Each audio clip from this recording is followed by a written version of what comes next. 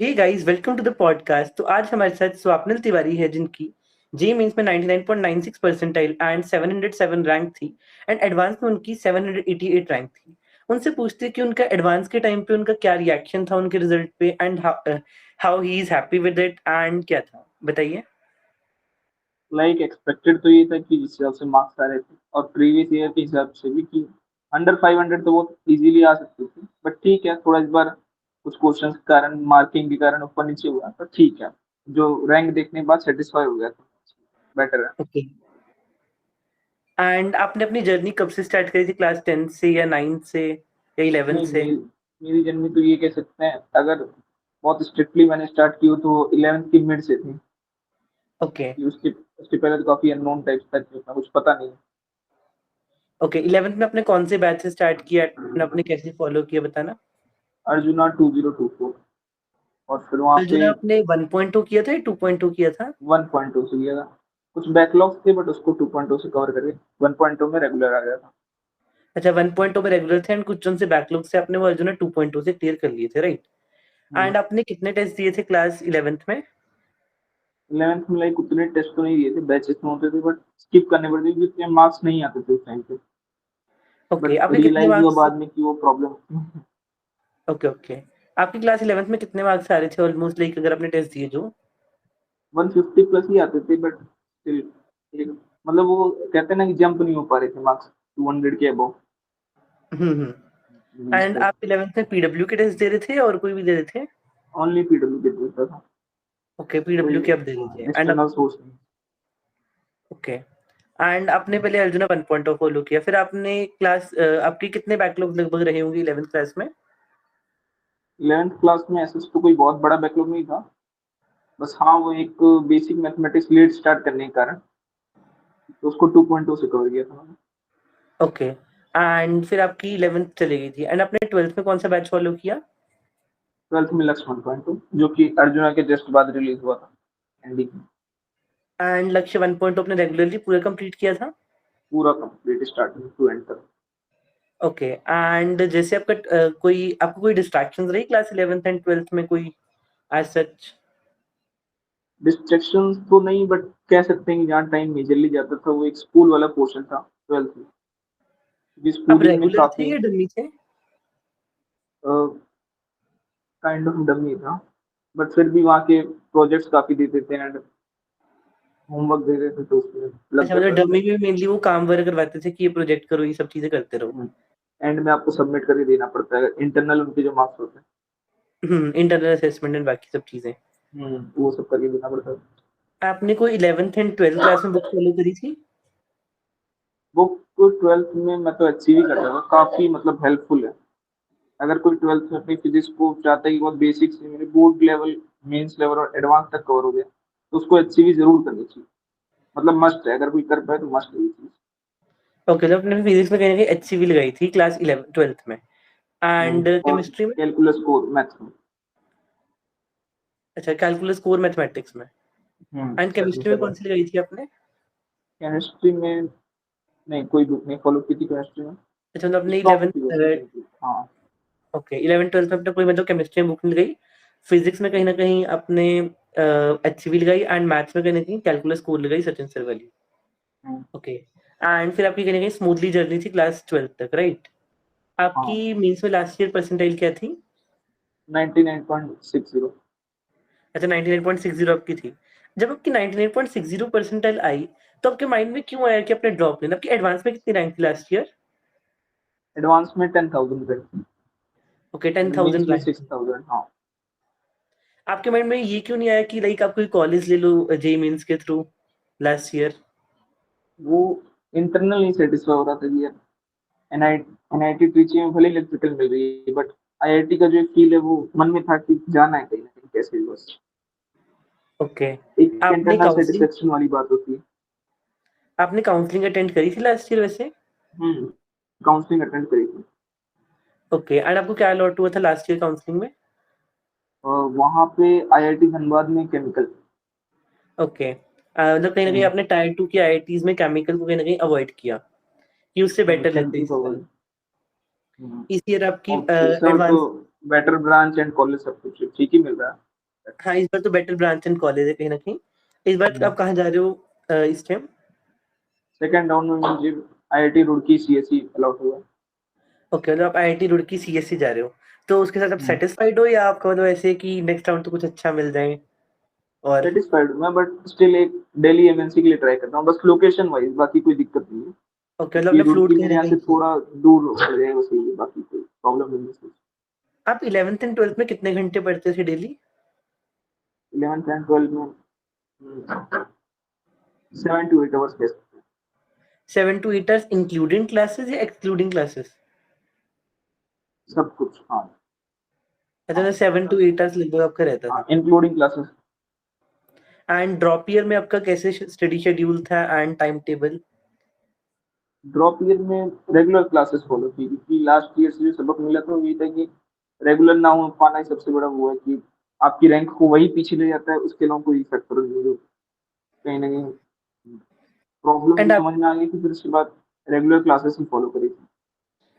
जैसे आपकी last year में 99.6 थी, तो आपने कहीं न कहीं इस बार ड्रॉप ईयर में भी रेगुलर क्लासेस में सजेस्ट किया या आपने कुछ चैप्टर में स्किप कर दिए क्लासेस? चैप्टर जैसे कि कुछ चैप्टर्स मैंने 12th में बहुत अच्छे से पढ़ रखे थे, लाइक कोऑर्डिनेशन हो गए, तो उसमें उनकी क्लासेस नहीं अटेंड की थी क्योंकि नोट्स भी अच्छे से बने हुए थे। एंड चैप्टर में वैसे ही बहुत कॉन्फिडेंस था कि अच्छे से आता, और क्वेश्चंस ओके। भी होते थे। दैट्स व्हाई उसकी क्लासेस मैंने स्किप की, बाकी कोई ड्रॉ ड्रॉप ईयर में आपने ऐसे क्या किया कि लाइक आपकी रैंक इतनी अच्छी आ गई लास्ट ईयर से? ये लास्ट ईयर आपने कुछ सिली मिस्टेक्स कर दिए थे, या क्या रहा था एडवांस में? देखो, कहा जाए तो सिली मिस्टेक्स ही ज्यादा की थी एडवांस में, क्योंकि अराउंड लास्ट ईयर में 70 क्वेश्चंस के अराउंड अटेम्प्ट दे गया था, बट वहां भी इतनी सिली मिस्टेक्स हो गई कि, पर वही सिली मिस्टेक्स का कारण भी यही था कि आपने डेप्थ में चीजों को नहीं पढ़ा, तो आपको वहाँ रिकॉल नहीं होगा। एग्जैक्टली वही रीजन होता है कि अगर वहां आपको रिकॉल नहीं हो रहा है, इसका मतलब आपने जहाँ टाइम देना था वहाँ टाइम नहीं दिया। इस बार वही किया था, मैंने अपने सिली मिस्टेक्स को बहुत अवॉइड किया।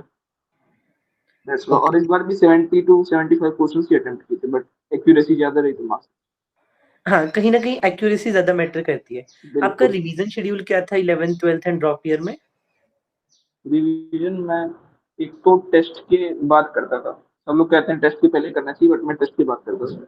मैं देखता था जो क्वेश्चंस नहीं बन रहे हैं, जैसे जो मेजरली गलत होते हैं मेरे हर एक टेस्ट के बाद, मैं अक्सर उनको रिव्यू किया करता था और उनके नोट्स पढ़ा करता था, बाकी सब चैप्टर से नहीं। तो इतना टाइम तो नहीं मिल पाता कि आपका हाँ जी। ड्रॉपर में वैसे ही काफी हेक्टिक शेड्यूल रहता। ड्रॉप ईयर में आपने कोई एक्स्ट्रा बुक्स फॉलो करी?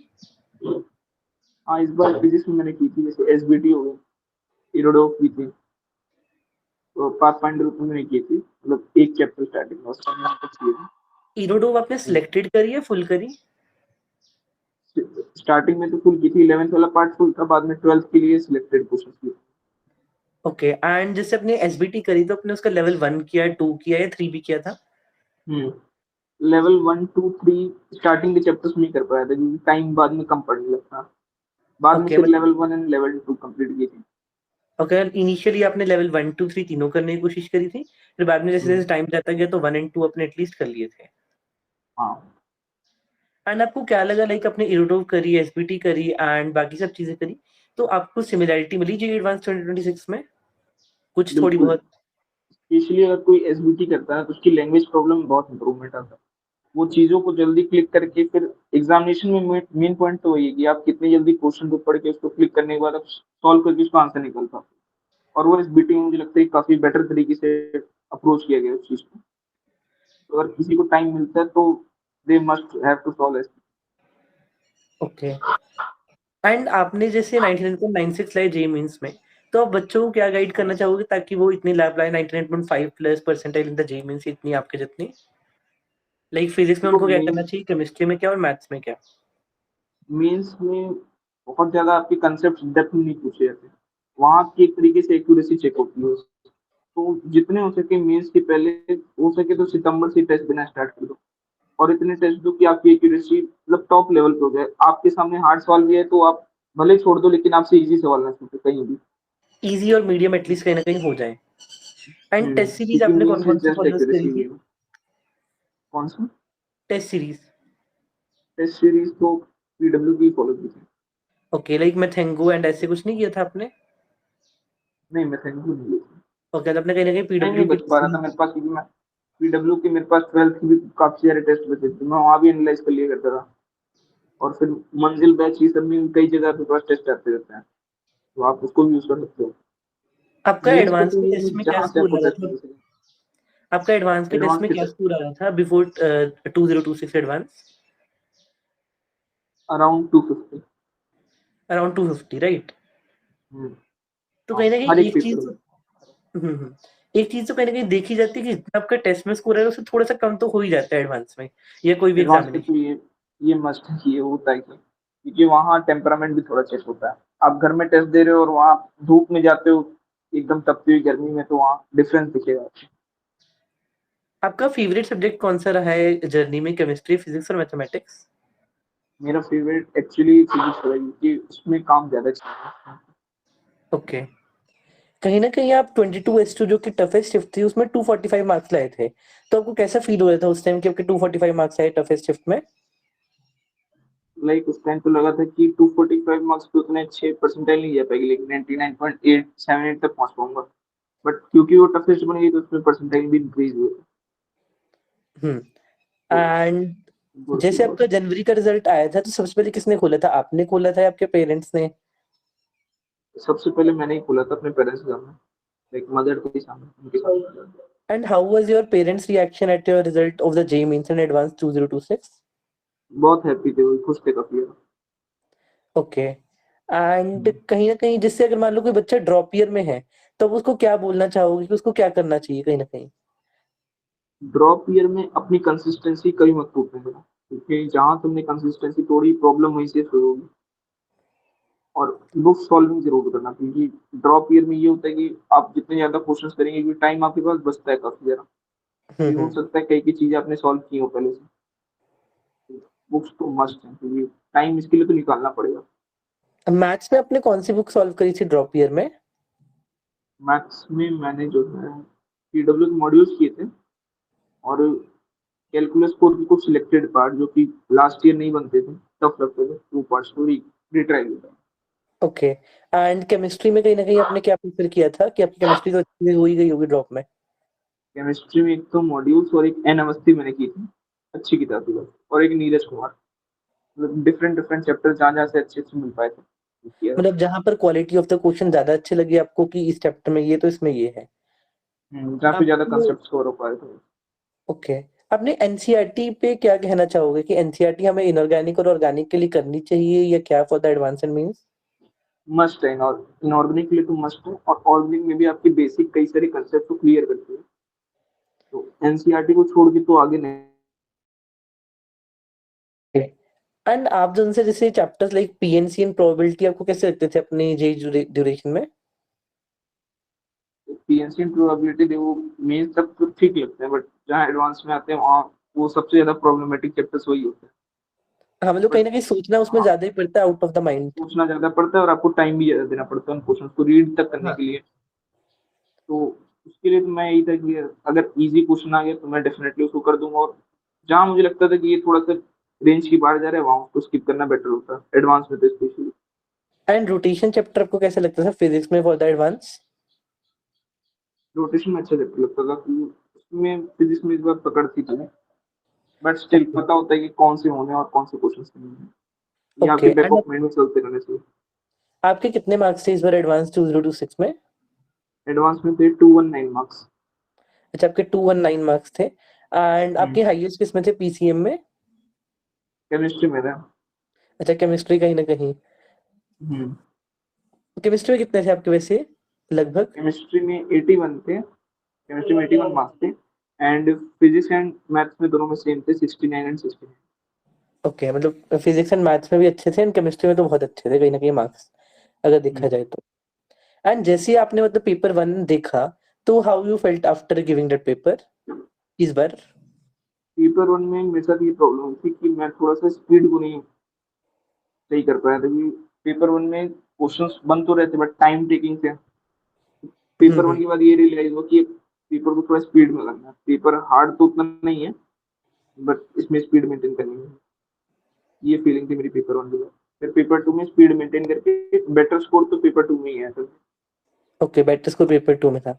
एंड कंसिस्टेंसी एंड रिवीजन तो कहीं ना कहीं एक इम्पोर्टेंट पार्ट प्ले करता ही है हमारी लाइफ में, राइट? बिल्कुल। ड्रॉप ईयर में तो बहुत ज्यादा। ड्रॉप ईयर में आपने कितने घंटे पढ़ा था, मतलब daily almost approx idea average?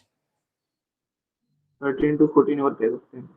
Okay, तो कहीं ना कहीं आपने ड्रॉप ईयर में अच्छा खासा किया, 13-14, वहां पे ही 11-12 7-8 के आसपास सब करते थे कहीं ना कहीं।